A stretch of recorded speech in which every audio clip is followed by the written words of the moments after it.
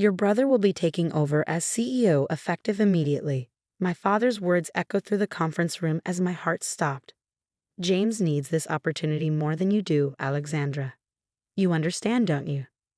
I stared at my father, then at my younger brother James, who sat there with that familiar smug smile I'd known since childhood. The same smile he wore when he broke my science fair project in high school and got away with it. The same smile when he crashed my car in college and somehow made it my fault. My name is Alexandra Chen, and at 35, I had just watched my father hand over my life's work to my perpetually failing brother. The company I built from nothing to a $50 million valuation was about to become his latest playground. Of course, I replied, my voice steady despite the earthquake happening inside me. Congratulations, James. My father beamed, clearly relieved by my apparent acceptance. The board members shifted uncomfortably in their seats, but nobody spoke up. Why would they? Richard Chen's word was law in this company, even if he hadn't been actively involved in years. I knew you'd understand, sweetheart, my father said, patting my hand. You've always been the practical one. James needs a chance to prove himself, and what better way than with a successful company? A successful company I built. The words stuck in my throat as I remembered the countless nights I'd spent in this very office, the years of sacrifice, the deals I closed while James was busy partying through his third attempt at college. When does the transition begin? I asked, already pulling up my calendar on my phone. Tomorrow, James announced, leaning back in his chair. I've got some big ideas for changes. Time to shake things up around here, sis. I nodded, my fingers flying across my phone screen, not checking my calendar, but sending 2 pre-written messages I prepared months ago when I first noticed the signs. One to my lawyer, one to my tech team. You see, my father and James had forgotten something crucial. Actually, they've forgotten several things. First, they've forgotten who built the company's infrastructure from the ground up, who designed the proprietary software that made us industry leaders, who held the patents, the client relationships, and most importantly, who had planned for this exact scenario. I'll have my office cleared out by morning, I said, standing up. Will that be all? My father frowned slightly, probably expecting more resistance. Don't be dramatic, Alexandra. You'll still have a position here. Head of operations, perhaps. You've always been good with details. That's generous of you, I replied, gathering my things. I'll think about it. As I walked out of the conference room, I heard James already starting to brag about his plans for corporate retreats and office renovations. My father's proud laughter followed me down the hallway. In my office, I found my assistant Maria already packing my personal items. One look at my face told her everything she needed to know. It happened? She asked, carefully wrapping my awards in bubble wrap. Right on schedule, I confirmed, sitting down at my computer for the last time. How long until everything's ready? The new office is set up, Maria reported efficiently. The team knows what to do. Contracts are prepared. We just need to execute protocol exit. I smiled, thinking about the months of careful planning that had led to this moment. While my father was grooming James to take over, I had been preparing too. Did they ever even rig the company's structure? I wondered aloud, typing in the commands that would start the transfer. Or did they just assume everything would run itself? Maria snorted, a rare break in her professional demeanor. Mr. James asked me this morning where we keep the cloud. I laughed despite myself, thinking of the chaos tomorrow would bring. The moment James realized that the proprietary software running everything was actually owned by my separate LLC. When my father discovered that our biggest clients had personal contracts with me, not the company. When they both learned that most of our key staff had dual employment agreements. I had built this company smart, protecting myself from exactly this kind of takeover. Tomorrow, 50% of our workforce would walk out with me to our new venture. The software would need to be relicensed at market rates. The clients would need to be renegotiated. My phone buzzed with confirmation messages as everything was set in motion. I looked around my office one last time, at the empty walls where my patents had hung, at the blank spaces where photos had documented my journey from startup to success. Ready? Maria asked, holding the last box. I nodded, picking up my laptop. Time to go build something new, something they can't take away. As we walked out, I heard James's voice booming from the conference room, making grand promises about the future. I almost felt sorry for him. Almost. Tomorrow would come soon enough. Tonight, I had a new company to launch. The next morning, I woke up to 47 missed calls and over 100 text messages. My father's name dominated the notifications, followed by James's increasingly panicked messages. I sipped my coffee, watching the chaos unfold from my new office across town. "Systems are completely offline," Maria reported, setting a stack of papers on my desk. "It confirms the software licenses expired at midnight. James has apparently been screaming at the tech team for 3 hours." I nodded, scrolling through the messages. "Alexandra, what's happening to the computers?" "James, call me immediately." "Dad, nothing's working. Fix this now." "James, where is everyone?" "Dad." The last one made me smile. By now, they must have noticed that half the workforce hadn't shown up. Each of them had received better offers from my new company, Phoenix Technologies, weeks ago. The contracts had been signed in secret, everyone waiting for this exact moment. "How's the client transition going?" I asked, opening my laptop to check our new company's systems. "Smooth so far," Maria replied. "Most of them already signed with us last month. They just couldn't announce it until today. The rest are calling to ask what's happening at Chen Corp." My phone rang again. My father. This time I answered. "What have you done?" he demanded, his voice shaking with rage. "Good morning to you too, Dad," I replied calmly, "having technical difficulties."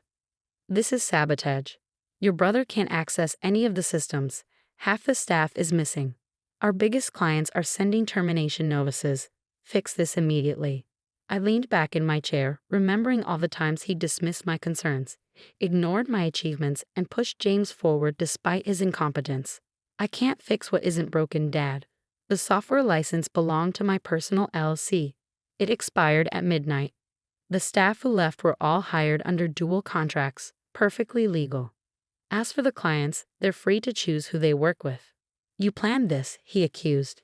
"You deliberately sabotaged your brother's success." "No, Dad, I protected my own success. The success you tried to hand to James like it was yours to give away." I heard James in the background, demanding to know what was going on. My father covered the phone, but I could still hear their conversation. "She owns the software. The whole damn system is hers."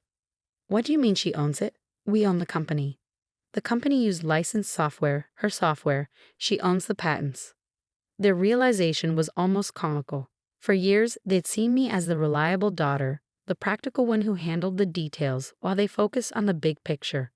Those details had just brought their grand plans crashing down. "Alexandra," my father's voice was different now, trying for reconciliation. "We can work this out. Come back, and we'll talk about a better position for you." "I already have a better position," I replied. "CEO of Phoenix Technologies. We launched this morning." The silence on the other end was deafening. "You can't do this to us," he finally said. "I already have. Check the business news. The press release went out an hour ago. Industry leader launches innovative new venture. Our stock price should be interesting today." As if on cue, Maria handed me a tablet showing the market response. Chen Corp's stock was plummeting as news spread about the mass exodus of staff and clients. "You've destroyed everything," my father accused. "No, Dad, I built something new. Just like I built Chen Corp. The difference is, this time you can't give it away." I ended the call and turned to Maria. "How are we doing?" "All systems online, staff settled in, clients transitioned. We're fully operational." I stood up and walked to the window, looking out at the city skyline. My new office had a better view than the old one, just one of many upgrades. "Send out the all-hands meeting notice," I said. "It's time to welcome everyone properly." As I prepared for the meeting, my phone buzzed with a text from James. "You'll regret this.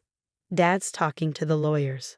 I smiled, thinking of the thick binder of legal documentation my lawyers had prepared, documenting every step of this transition. Everything was legal, ethical, and meticulously planned.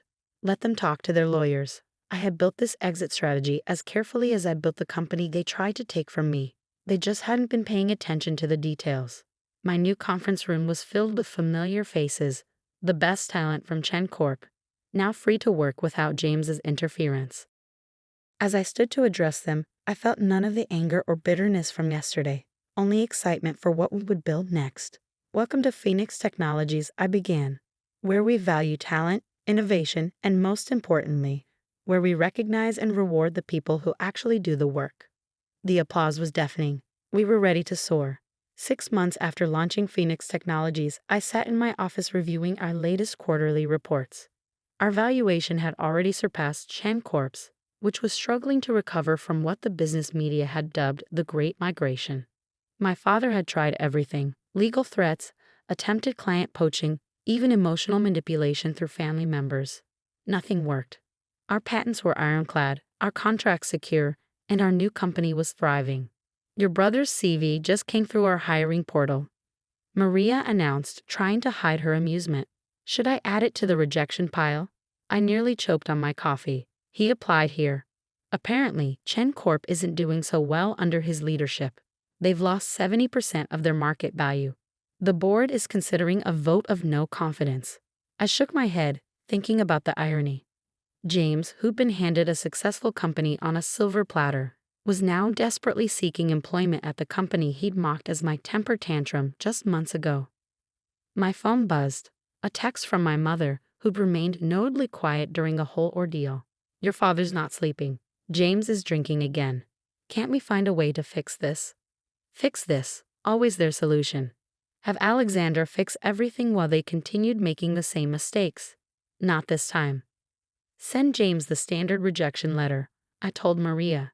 The one about not meeting our qualification requirements. She grinned. With pleasure.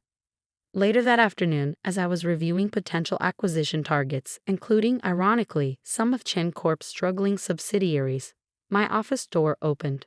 My father stood there, looking older than I'd ever seen him. Security let me up, he said quietly, said you'd authorized it. I had. I'd been expecting this visit ever since I'd heard about the upcoming board vote. Have a seat, Dad. I gestured to the chair across from my desk, the same way he gestured to me that day 6 months ago. He sat heavily, looking around my office. His eyes lingered on the wall of awards, new ones earned by Phoenix Technologies for innovation and workplace excellence. You've done well, he admitted. Better than we're doing. I know, I replied simply, no gloating, no anger. Just facts. The board wants to remove James, he continued. They're talking about selling to one of our competitors. Everything I built? Gone. I noticed his choice of words. Everything I built. Still unable to acknowledge my role, even now. You didn't build it, Dad, I said quietly. I did. You just gave it away. He flinched but didn't argue. Progress, of sorts. I thought I was doing the right thing, he said. James needed to earn something on his own, I interrupted. Instead, you taught him he could take what others built. How's that working out? My father slumped in his chair, looking defeated. I've come to ask for your help, not for James, but for the employees who are left. Good people who might lose their jobs if the company fails. I've been expecting this too. In fact, I'd been preparing for it. I have a proposal, I said, pulling out a folder. Phoenix Technologies is interested in acquiring Chen Corp, not a merger, an acquisition. We'll retain most of the staff, maintain the brand as a subsidiary, but under our management. His eyes widened as he realized what I was offering, and what I was asking. You want to buy us out? Yes, at fair market value, which, as you know, isn't very high right now. James steps down, you retire, and I'll ensure the company survives. That's my offer. He stared at the proposal for a long time. I could see him struggling with the idea that his daughter would now own everything, not because he gave it to her, but because she earned it. The board will accept, he finally said. They've been hoping for something like this. But James isn't your problem anymore, I said firmly. Neither am I. He nodded slowly, standing up. You're right, you never were the problem. I was. As he walked to the door, he turned back one last time. For what it's worth, I'm proud of you. Not for what you built, but for how you stood up for yourself, even against me. After you left, I walked to the window, looking out at the city where I'd started my first company and where I'd now built something even stronger. My phone buzzed with a message from James. Dad told me about the acquisition. We need to talk. I deleted it without responding. Some bridges weren't meant to be rebuilt. Maria knocked on my door. The board of Chen Corp is ready for your call, and the champagne is chilling for when you're done. I smiled, turning back to my desk. Let's go buy a company. Sometimes the best revenge isn't about getting even. It's about rising so far above those who doubted you that they can't help but look up and wonder how they failed to see your value in the first place. The view from the top was worth every step of the climb.